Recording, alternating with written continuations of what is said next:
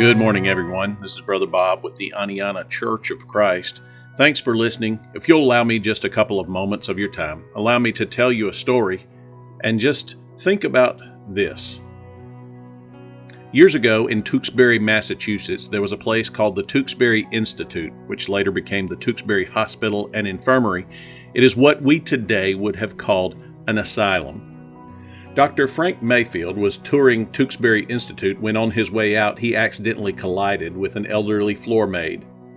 To cover the awkwardness of the moment, Dr. Mayfield started asking questions like, "How long have you worked here?" "I've worked here almost since the place opened," the maid replied. "What can you tell me about the history of the place?" he asked.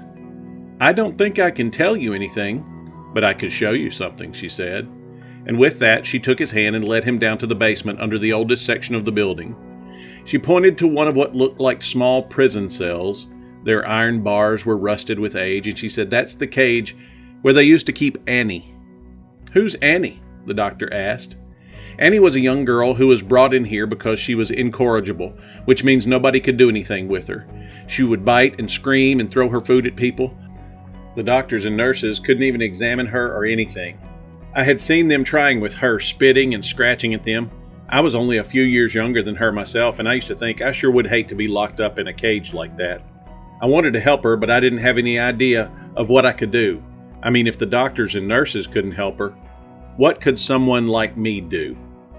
I didn't know what else to do, so I just baked her some brownies one night after work. The next day, I brought them in. I walked carefully to her cage, and I said, "Annie, I baked these brownies just for you. I'll put them right here on the floor, and you can get them if you want."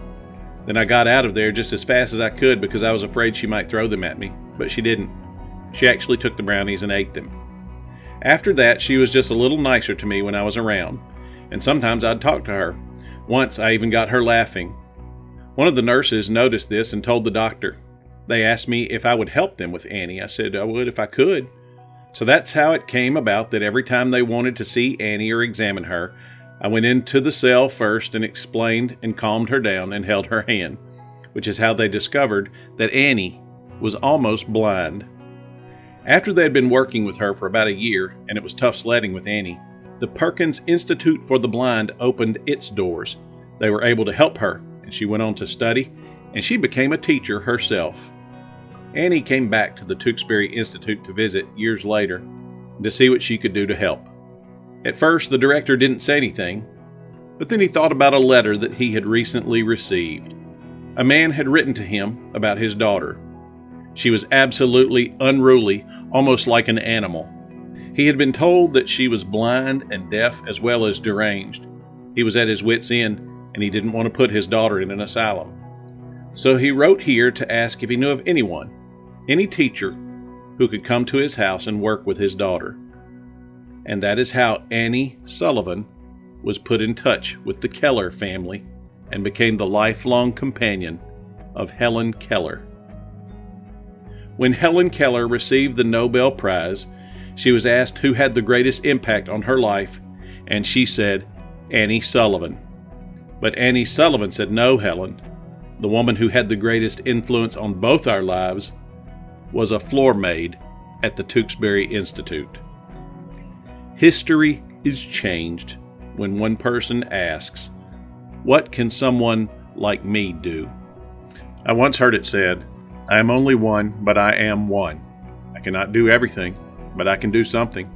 What I can do, I ought to do. And what I ought to do, by the grace of God, I will do." In Ezekiel chapter 22, verse 30, the Bible says, "I looked for someone who might rebuild the wall. I searched for someone to stand in the gap of the wall."